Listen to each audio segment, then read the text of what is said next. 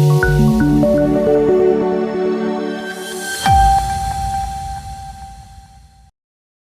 દર્શક મિત્રો, ગરવી ગુજરાત ન્યૂઝમાં આપનું સ્વાગત છે।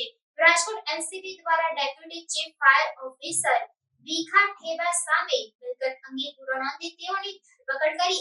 રાજકોટના ચકચારી ટીઆરપી ગેમ ઝોન અગ્નિકાંડ ફાયર સહિતના વિભાગના જવાબદારો સામે તપાસ ચાલી રહી છે, ત્યારે મહાનગરપાલિકાના ડેપ્યુટી ચીફ ફાયર ઓફિસર સામે એન્ટી કરપ્શન બ્યુરો એટલે કે એસીબીએ ફરિયાદ નોંધી છે।